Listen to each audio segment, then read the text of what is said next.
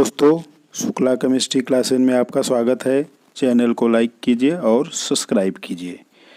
तो आज हम लोग रिएक्शन मैकेनिज्म में जनरल ऑर्गेनिक केमिस्ट्री से चौथा इम्पॉर्टेंट टॉपिक जिसका नाम है सॉल्वेंट, मतलब पोलर प्रोटिक सॉल्वेंट और पोलर एप्रोटिक सॉल्वेंट। जब हमने रिएक्शन मैकेनिज्म प्रारंभ किया तो हमने कहा रिएक्शन मैकेनिज्म 5 पॉइंट पर डिपेंड करता है। पहला, nature of cleavage of bond in reactant, homolytic और हेट्रोलिटिक। दूसरा, नेचर ऑफ रीजेंट, इलेक्ट्रोफाइल और न्यूक्लियोफाइल। तीसरा, types of intermediate, carbocation, कार्बेनाइन, free radical, नाइट्रीन, carbene. और चौथा हमने बताया था कि हर एक रीजेंट, इलेक्ट्रोफाइल या न्यूक्लियोफाइल, एक पर्टिकुलर सॉल्वेंट विलायक में सॉल्युबल करके ही रखा जाता है। तो आज हम लोग नेचर ऑफ सॉल्वेंट देखेंगे और काइनेटिक्स ऑफ रिएक्शन, मतलब फर्स्ट ऑर्डर की काइनेटिक्स होती है कि सेकंड ऑर्डर की काइनेटिक्स। तो ये 5 पॉइंट पे, आज चौथे पॉइंट पे हम लोग बात करेंगे। तो ये है नेचर ऑफ सॉल्वेंट। तो नेचर ऑफ सॉल्वेंट में हम लोग दो प्रकार का सॉल्वेंट की बात करेंगे, एक पोलर प्रोटिक सॉल्वेंट और एक पोलर एप्रोटिक। प्रोटिक का मतलब प्रोटॉन, ऐसे सॉल्वेंट जो कि H+ मतलब प्रोटॉन देते हैं पानी में डिजॉल्व करने पर, और ए का मतलब जो नहीं देते हैं उसको पोलर एप्रोटिक बोलते हैं। तो पोलर प्रोटिक सॉल्वेंट क्या है? Which furnish H+ ion on dissolving water, जो पानी में डिजॉल्व करने पर H+ आयन देता है या प्रोटॉन देता है, उसे हम पोलर प्रोटिक सॉल्वेंट बोलते हैं। कुछ उदाहरण है, जैसे पानी है, CH3OH है, मेथिल अल्कोहल है, CH3CH2COOH है, CH3COOH एसिटिक एसिड है। तो ये सभी जो होते हैं ये वाटर में डालने पर या पानी में डालने पर ये H+ आयन देते हैं। तो इस प्रकार के सॉल्वेंट को पोलर प्रोटिक सॉल्वेंट कहा जाता है। दूसरा होता है पोलर एप्रोटिक। ए का मतलब जो न देने वाला होता है, तो which don't give H+ ion on dissolving water, जो कि पानी में डालने पर H+ आयन नहीं देता है। और हमने बताया था कि कौन कौन देता है, जो फ्लोरीन से लगा हो, ऑक्सीजन से लगा हो, नाइट्रोजन से लगा हो और सल्फर से लगा हो, ट्रिक बताया था। तो इसमें जो H2 है, CH3OH है, इसमें H जो है वो ऑक्सीजन से लगे हुए हैं। तो पोलर एप्रोटिक वो होते हैं जो H+ नहीं देते हैं। तो कुछ एग्जाम्पल है, जैसे एसीटोन है, THF मतलब टेट्राहाइड्रोफ्यूरान है।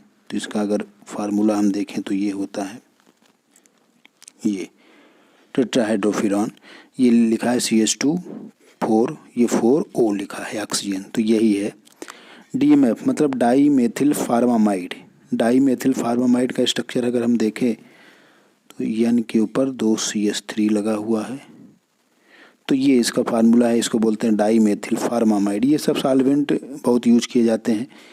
तीसरा है DMSO। DMSO मतलब di methyl sulphoxide, di methyl sulphoxide.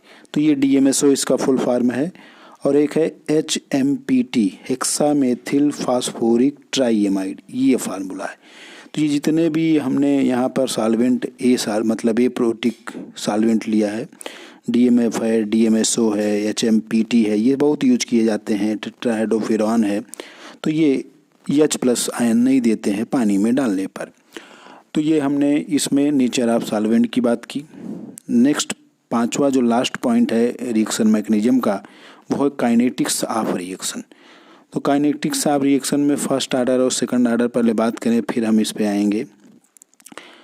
तो फर्स्ट ऑर्डर जो होता है, अगर जैसे कोई भी रिएक्शन अगर 2 स्टेप में हो रही है, एक स्लोवेस्ट स्टेप होता है, एक फास्ट स्टेप होता है।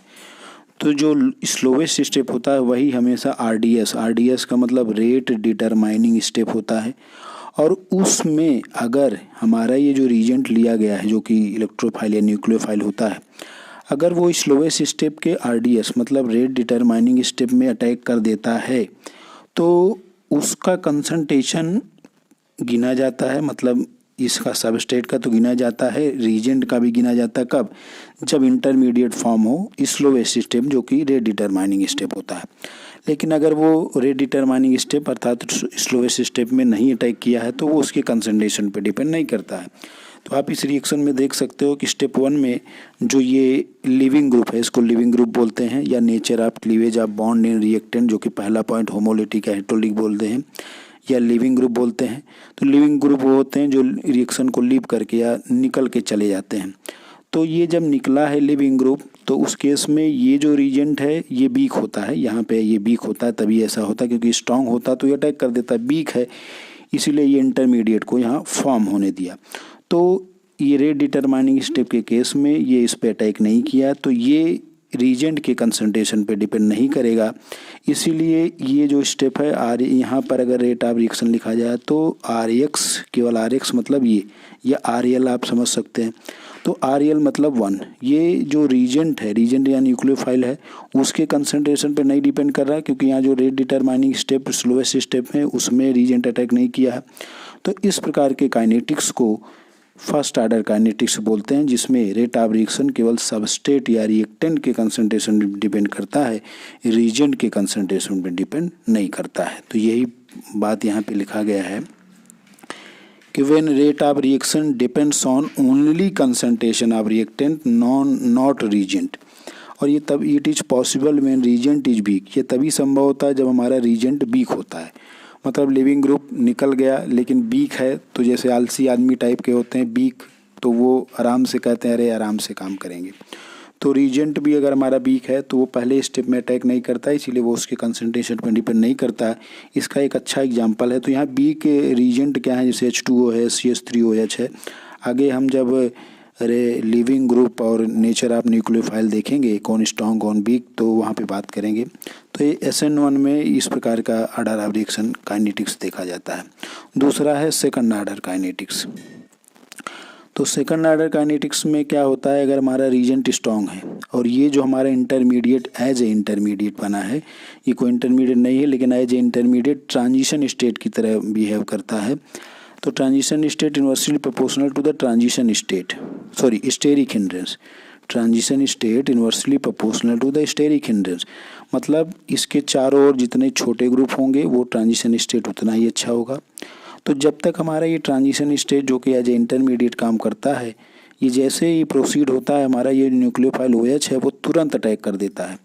तो ये रिएक्टेंट मतलब सबस्ट्रेट और रीजेंट दोनों के कंसंट्रेशन पर डिपेंड करता है, क्योंकि हमारा हमने बताया कि अगर इंटरमीडिएट फॉर्म हो रहा है, अगर उसी समय रीजेंट अटैक कर दे रहा है तो उसके कंसंट्रेशन को हम काउंट करेंगे, और अगर नहीं अटैक कर रहा तो नहीं काउंट करेंगे। तो पिछले वाले में आपने देखा कि जो स्लोएस्ट स्टेप होता है, जो कि रेट डिटरमाइनिंग स्टेप होता है, उसमें नहीं अटैक किया था, तो केवल कंसंट्रेशन ऑफ रिएक्टेंट किया था। लेकिन इसमें चूँकि अटैक कर दिया है तो कंसंट्रेशन ऑफ रिएक्टेंट और रीजेंट दोनों पर डिपेंड कर रहा है, इसीलिए इसको सेकंड ऑर्डर काइनेटिक्स बोलते हैं। और इसका सबसे अच्छा उदाहरण SN2 टाइप का है। तो आप देख सकते हैं कि सेकंड ऑर्डर काइनेटिक्स क्या है, when rate of reaction depends on concentration of reactant and reagent, it is possible when reagent is strong. और ये तभी संभव होगा क्योंकि लिविंग ग्रुप हमारा अगर जैसे निकल रहा है, लिविंग ग्रुप धीरे धीरे निकल रहा है, लेकिन स्ट्रॉन्ग अगर हमारा रीजेंट है तो वो इसको वेट नहीं करेगा, तुरंत अटैक करेगा। तो ये तभी संभव होता है जब हमारा रीजेंट स्ट्रॉन्ग होता है। तो इसको हम अलग से पढ़ेंगे, कौन स्ट्रॉन्ग होता है कौन वीक होता है।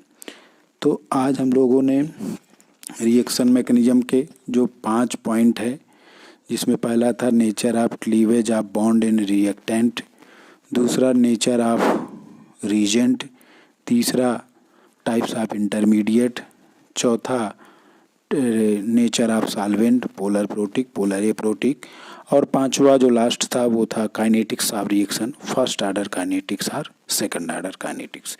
तो ये रिएक्शन मैकेनिज्म इन 5 बातों पे डिपेंड करेगा। अगले वीडियो में हम लोग types of reaction, chemical reaction, कितने प्रकार के मुख्यतः रिएक्शन होते हैं, जैसे सब्स्टिट्यूशन, एडिशन, एलिमिनेशन, तो इन पे भी बात करेंगे। ये तो बेसिक रिएक्शन मैकेनिज्म था।